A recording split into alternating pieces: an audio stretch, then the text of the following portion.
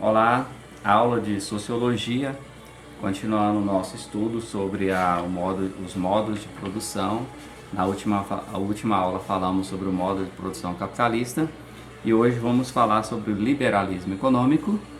Vamos falar do liberalismo ao imperialismo e finalizamos com hegemonia neoliberal, a formação do pensamento único, tá? Então vamos lá. Atente-se para as entrelinhas, conforme eu vou explicando aqui, para você compreender e levar para o seu aprendizado, tá? Recomendando as leituras, né, que é necessário que se faça para que possa ter uma maior compreensão sobre o conteúdo, tá? Então vamos lá.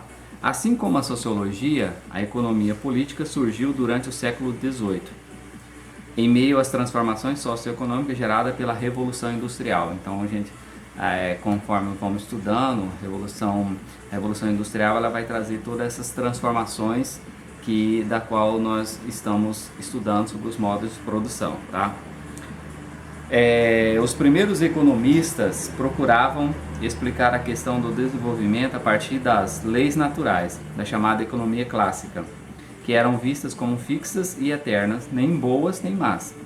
Aí nós temos o Adam Smith, o David Ricardo, o James Mill, o John Stuart Mill, tá? E outros entendiam que o bem-estar da sociedade está ligado ao do indivíduo. Com liberdade a todos para ganharem o mais que puderem, toda a sociedade melhoraria, tá? Era a doutrina do laissez-faire, laissez-passer, ao pé da letra, deixar e fazer, deixar e passar, que combatia os pontos de vista econômicos do chamado Antigo Regime. Tá? Enquanto a já envelhecida burguesia mercantil, aliada aos regimes absolutistas europeus, defendiam os princípios do mercantilismo de monopólio, uma nova facção industrial de capitalistas se fortalecia. Para eles, eram os monopólios comerciais, o pacto colonial de exploração dos recursos das colônias americanas, africanas e asiáticas pelos impérios europeus. O intervencionismo do Estado, como controle dos fluxos comerciais, e o metalismo, né? Que era a fixação do valor da moeda pela quantidade de ouro equivalente, que haviam impulsionado o crescimento econômico no passado. Mas passado era passado.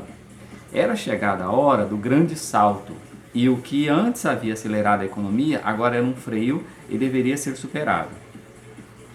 Abaixo o mercantilismo e abaixo os monopólios eram as palavras de ordem. O novo papel do governo de cada nação seria o de preservar a paz e proteger a propriedade, manter os mercados abertos e a livre concorrência entre as empresas. Nada de regulamentar os horários de trabalho ou o salário dos trabalhadores. Nada de admitir os monopólios dos capitalistas para elevar preços ou as pressões dos sindicatos para elevar salários. Tudo isso representaria graves violações das leis naturais do mercado, que teriam graves consequências para a sociedade. Para essa mentalidade, o Estado não deveria intervir na economia em nenhuma hipótese, mesmo em casos de crise. O mecanismo da oferta e da procura, demanda, né, de mercadoria agiria como se fosse uma mão invisível, tá, regulando as relações econômicas, regendo o mercado e restabelecendo a normalidade.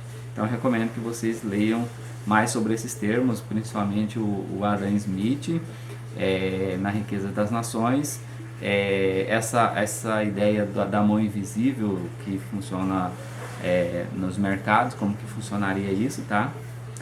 Logo após essa ideia do liberalismo econômico, nós temos aí então a passagem desse liberalismo ao imperialismo, né? E isso aconteceu nas últimas 2 décadas dos anos 1800, acompanharam a explosão tecnológica no segundo tempo da Revolução Industrial e gozaram o esplendor cultural da chamada Belle Époque. Era o mundo das siderúrgicas, das ferrovias, do petróleo, dos motores a combustão, dos telégrafos e dos telefones. A partir de 1870, houve ainda uma mudança no modo capitalista de produção. A livre concorrência deu lugar aos grandes monopólios. Tá? E aí um detalhe que A indústria monopolista permitiu um grande desenvolvimento das forças produtivas, tá? O problema eram os mercados. As nações ricas adotavam tarifas protetoras. Dentro das indústrias, a capacidade de produzir superava a capacidade do mercado de consumir. Onde encontrar novos mercados? Tá? A resposta, nas colônias. E uma expansão neocolonialista voltou-se para a África, a Ásia, a Oceania e a América Latina. Tá? A diferença fundamental dessa nova partilha do planeta, se comparada com a expansão ultramarina dos séculos XV e XVI, é que os capitais excedentes eram investidos nas colônias e nos países de fora da Europa, que precisavam de ferrovias, eletricidade, telefones, telégrafos, gás, etc. Tá? Era um negócio altamente lucrativo, nascido da aliança entre industriais e banqueiros. O mundo entrava na idade do capital financeiro e do imperialismo, né? Os analistas concordam em identificar 4 manifestações do imperialismo ou capitalismo monopolista, tá? É ele. Primeiro, o monopólio, produto da concentração da produção num grau elevado, que deu origem aos primeiros grandes trustes, hoje chamados de multinacionais, e cartéis, acordos entre empresas de partilha de produção e dos mercados. Já falei sobre cartéis em sala de aula. Segundo, a luta pela conquista das fontes de matérias-primas, sobretudo carvão e minérios para a siderurgia. Terceiro, a união dos capitais industrial e financeiro promovida pelos grandes bancos interessados nos monopólios. E em quarto lugar, os conglomerados gigantes do capital industrial financeiro que substituíram as grandes empresas mercantilistas e passaram a exportar os capitais para suas respectivas esferas de influência, tá? E aí isso vai culminar, já para finalizar nossa aula, na hegemonia neoliberal, que é a formação do pensamento único, tá? Como que se deu isso? Na década de 1990, uma ampla discussão sobre a conjuntura econômica realizada entre as celebridades do mundo capitalista, entre elas os economistas das principais instituições financeiras, produziu o chamado Consenso de Washington. Nele, o economista John Williamson sintetizou o que seria a estratégia de ajustamento econômico para a nova ordem, que se anunciava. Seus princípios mais importantes são: primeiro, a estabilização financeira, conseguida às custas de um rígido controle da inflação e por meio da austeridade fiscal e da restrição de gastos públicos. Segundo, a privatização de empresas estatais. Terceiro, a flexibilização de direitos trabalhistas com a revogação de leis e negociação direta entre capital, patrões e trabalho, operários. E, em quarto lugar, a desregulamentação de mercados com incentivo ao livre fluxo de capitais e a liberalização do comércio. Tá? Em síntese, tá? Para concluir, o neoliberalismo era uma nova versão do pensamento liberal rotulada Estado mínimo. Tá?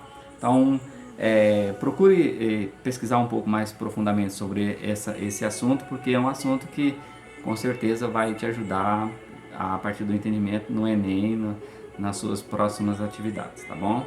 Muito obrigado pela atenção de todos.